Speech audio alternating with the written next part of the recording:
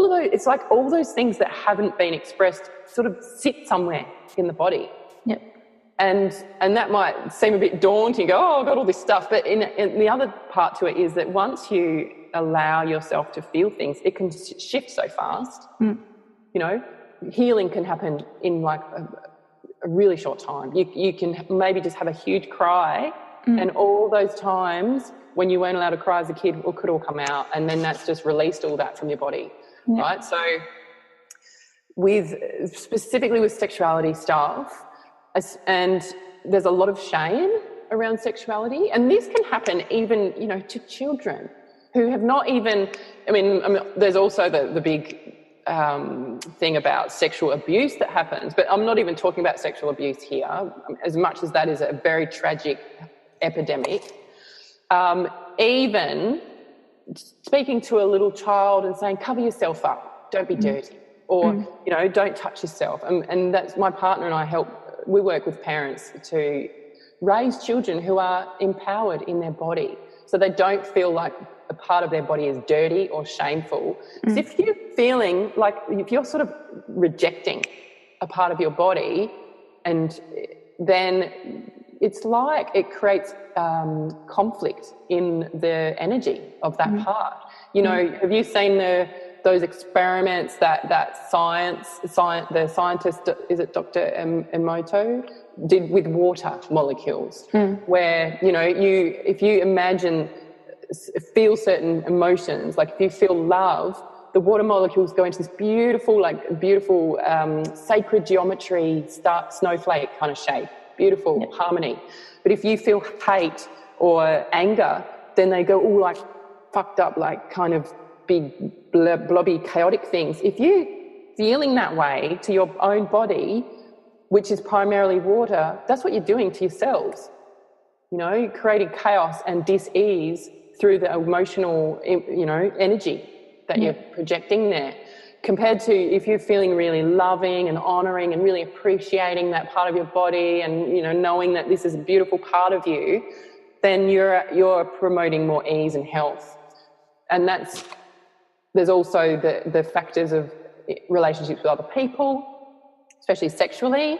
You know, and that's probably like a whole other conversation, but just to touch on it, when you engage sexually with someone, you're also energetically connecting with that person. And so it goes the next level deeper if as a woman, then you have sex with someone, so you're receiving their body into your body, and then if they orgasm, which is like a big release of energy into you, then you're receiving that, right?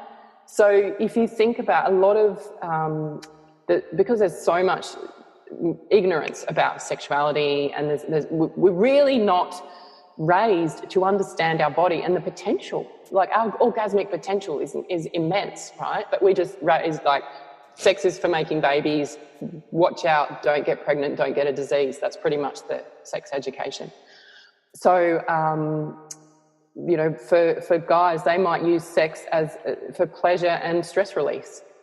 So if they're using it for that, you're taking that on. So especially if a guy's using it for stress release, he's releasing all that stress into your body, so that can be getting trapped in your womb. So I'm just wondering how many endometriosis cases and all this kind of thing is because there's like a lot of backlog of stuff in that area that is just sort of sitting there creating dis-ease and disharmony because we've taken it in. So that's just something to think about, kids. Yeah. That actually leads quite nicely onto the next question, which is, what is non-ejaculation tantric sex? Well, our bodies are so capable of pleasure, right? So we're led to believe that orgasm, for a man, an orgasm is ejaculation. It's the same thing, right? If a guy comes, he ejaculates. What can happen, what the body is capable of, is actually having peak bliss states of orgasm, which do not include ejaculation. And I know this for a fact because my partner practices this and he has trained in this. So there's this, you know, it's like ancient Taoist wisdom from back in the, you know, day, like Chinese and even like Indian, like a lot of the ancient cultures that were more familiar with the energy body. You know, the Chinese have their very in-depth knowledge about meridians and stuff, you know. Same with the ancient Indian tantric gurus fully understanding energy flow. So it's kind of like all the same energy, just different terminology, right? Yep. So prana and chi, I think. Yeah, exactly. So we can activate full sexual arousal and ecstatic states and release without it being an ejaculation experience. And so for guys, and see, basically sexuality for a lot of people becomes very habitual. Like we find what works and we stick with that. Yep. And that's understandable. Humans are creatures of habit. Find something that works and just stick with it. And we get pathways in our brain that just make it easy. Like, let's just go down that pathway. I know that works. I'll just keep going to that. The more you repeat a similar thing, the more you just feel like that's the only thing or that's the best thing. And what we invite people to do is like, actually, there's a whole range of pathways available sexually, and especially for a guy and for a woman. Like, women also, you know, most women do not understand their sexual potential. But we've got this whole energetic system, and what a lot of sexuality is based on friction and tension release, which leads to orgasm. And it does lead to a certain type of orgasm, which is generally, it's very genital focused and doesn't last very long, right? But if you look at it from an energetic perspective, it's not so much about friction, but actually about sensitivity that then opens up. So the more, so it's like, could be slower, it could be more sensual, it could be more activating of your senses and all your body. Like, your whole body is orgasmic, really, if you allow that experience. And if you have the luxury of time to explore that, you can discover. And there's some amazing sexuality teachers out there, like the beautiful Bonnie Bliss, a friend of mine, runs these trainings for adults. She calls it Real Sex Education for Adults. Runs the Yoniverse and trainings for men and women and couples to really learn about your full sexual capabilities. So, yeah, I mean, you asked about non-ejaculation sex. So men can have highly aroused, pleasurable sex with orgasmic states without ejaculating. And the beauty of that is that those orgasmic states are energizing, right? And so you can just sort of stay in it. So men are fully multi-orgasmic in that way, because what happens often for a man is once he ejaculates, that's it. It's like, whew, it's all over. It's like a balloon's gone flat, energy's gone, you know, all the prana, the chi's left the building. So he needs to recover.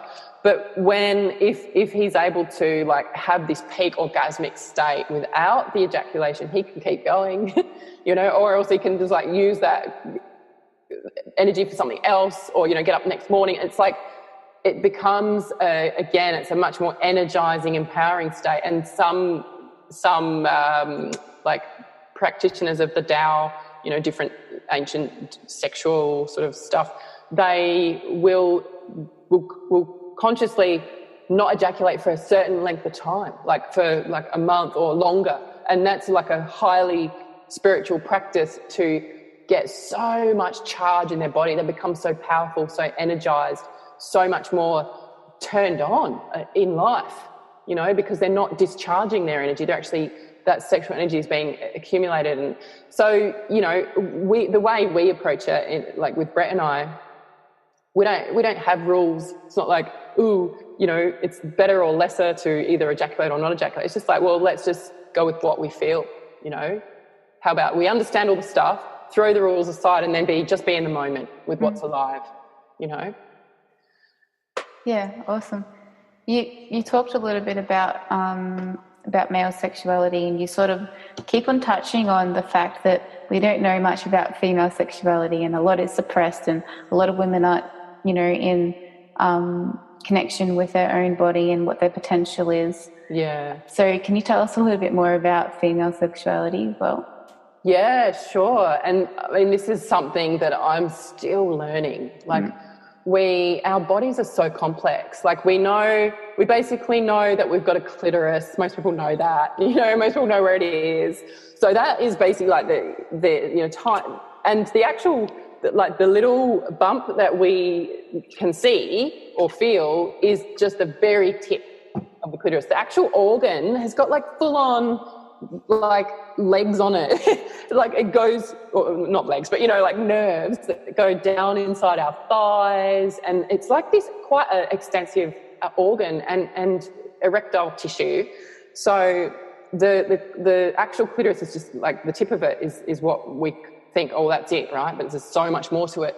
There's other different spots inside the woman's vagina as well. There's the G-spot, which a lot of people are now familiar with, which was like this kind of controversial, elusive thing. Does it even exist? Well, yes, it's an actual spot, and it's a very sensitive area, but every woman's going to experience it slightly differently, because basically for the G-spot doesn't really become activated until a woman's body is quite aroused, right? And for a lot of women, they just haven't spent the time to become aroused, because a lot of our sexuality is learned through porn, or, I mean, I'm kind of at the age where it wasn't, but it's just that, or the movies, right, where it's like, okay, it's on, you have sex and then you're done.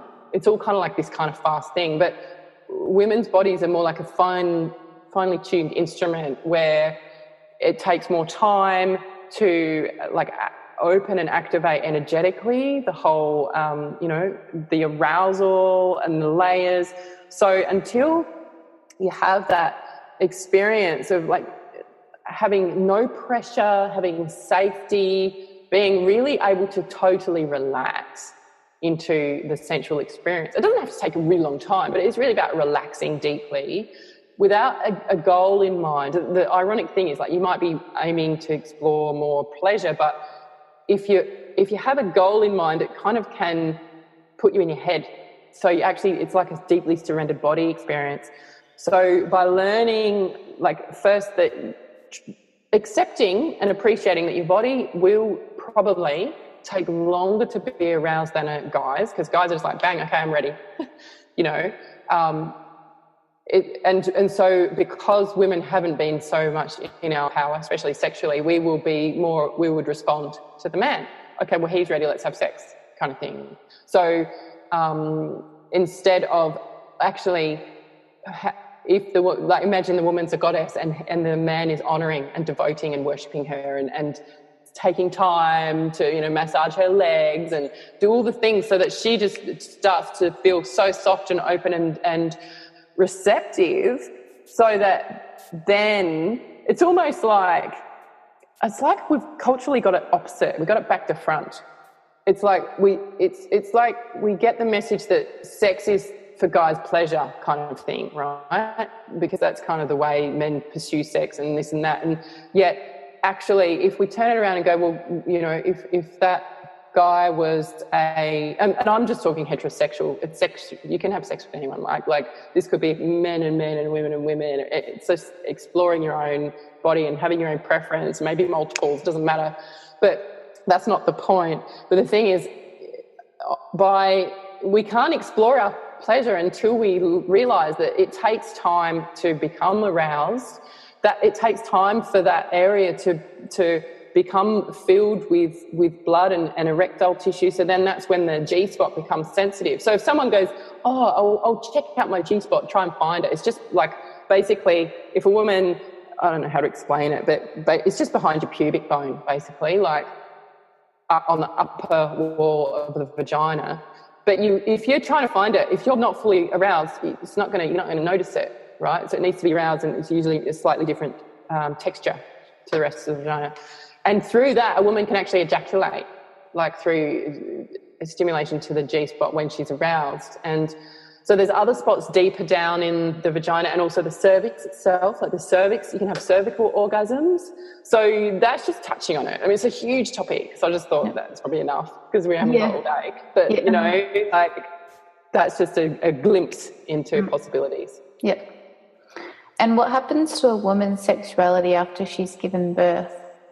Yeah, well, there's a few layers to that, because it so much depends on how she feels about her body, how her birth went, how supported she is. So this could have a different effect